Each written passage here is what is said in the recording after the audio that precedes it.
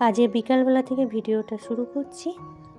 আজকে অঘ্রাণ মাসের সংক্রান্তি বলে ওই জন্য পিঠে হচ্ছে।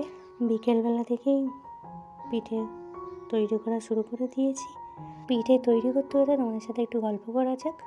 তোমরা সবাই কেমন আছো? আশা করি সকলে ঈশ্বরকৃপায় ভালো আছো, আর আমরাও ভালো আছি। দুপুরবেলা তাড়াতাড়ি রান্না শেষ করে বাসন ধুয়ে ওভেনটা মুছে তখন 3টে বাজছে। তখন আমি এটা হচ্ছে ময়দা সুজি দিয়ে ওটা হচ্ছে গোলা মাখিয়ে রেখেছিলাম গুড় পিঠের জন্য। মাখিয়ে রেখে তারপর অন্য কাজ করছিলাম।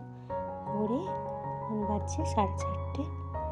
এখন আমি হচ্ছে গুড় পিঠেটা যখন দেখাচ্ছি তার একবার অনেকগুলো হয়ে গেছে। তারপর মনে হলো যে তোমাদের সাথে একটু শেয়ার করি, একটু ভিডিও করলাম। গুড় পিঠে তৈরি করার পর এবার হচ্ছে গুড় পিঠে করছি। গুড়িটাকে হচ্ছে ভালো করে গরম জল দিয়ে মাখিয়ে নিচ্ছি। প্রথমে হাত দিয়ে হচ্ছে মাখাচ্ছিলাম আস্তে আস্তে করে, তারপর হচ্ছে চামচটা দিয়ে মাখাই, তাহলে হাতে গরম ভাবটা লাগবে না। মাখানোর পর এবার হচ্ছে ভালোভাবে মাখিয়ে নিচ্ছি। দুপুরে বাঁধাকপির তরকারি করেছিলাম, সেটা কিছুটা রেখে দিয়েছিলাম। বাঁধাকপির তরকারি করবো আর নারকেলটা খুলে নিয়েছি। তো হচ্ছে নারকেলের পিঠে করবো আর দুধে সিদ্ধ করবো।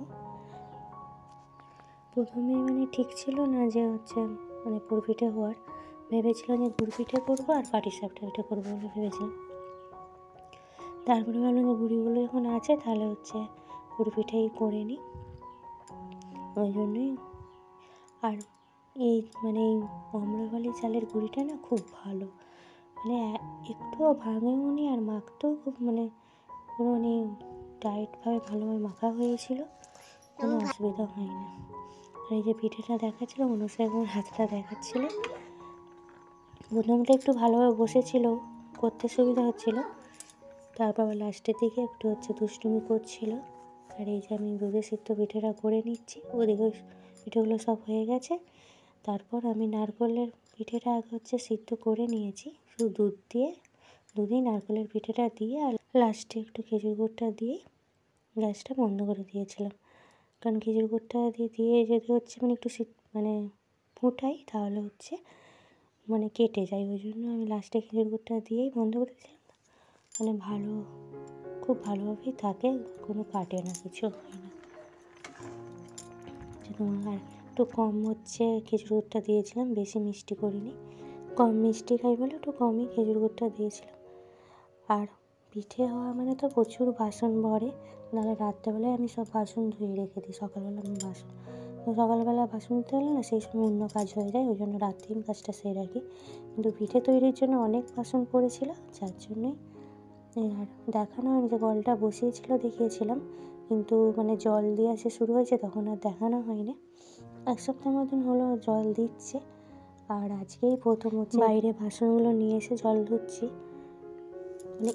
এই কলটাই না গরম জলটা বেরোয়, ওই জন্য হচ্ছে বাসনটা ধুতে সুবিধা হবে বলে আমি চাইলে বাইরেই সব নিয়ে চলে যাই, ধুতে সুবিধা হবে। ওই জন্য সেখানে 1 গামলা রেখে এসেছি। আবার এখানে হচ্ছে কটা বাসন ছিল, এই বাসনগুলোও নিয়ে যাচ্ছি। আর কি দেখাচ্ছিল ওটা হচ্ছে পান পাতা দেখাচ্ছিল, যে পান পাতাগুলো নিচের থেকে গাছে উপরে উঠে যাচ্ছে, সেটাই দেখাচ্ছিলাম। ওইটা যে নিচে ছোটো ছোটো পান পাতা, কিন্তু গাছের উপরে যে লটা উঠে গেছে, উপরে প্রচুর বড় বড় পাতা, সেটাই দেখাচ্ছিলাম।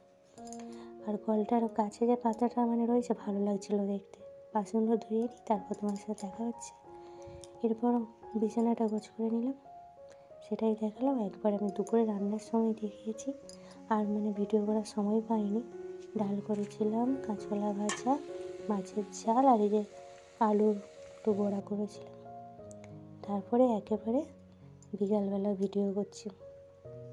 তখন বিকালবেলা সন্ধ্যাবেলা বুঝতেই পারবে না, কারণ গেটটা বন্ধ দিয়ে আছে, তাই মনে হবে যেন সন্ধ্যাবেলা। এখন বিকালবেলা আমি হচ্ছে গ্যাসটা মুছে নিয়ে টেবিলটা ভালো করে মুছে নিচ্ছি। আর এখন শীতের বেলা তো কোথা দিয়ে যে সময় চলে যাচ্ছে কাজ করতে করতে বোঝাই যাচ্ছে না।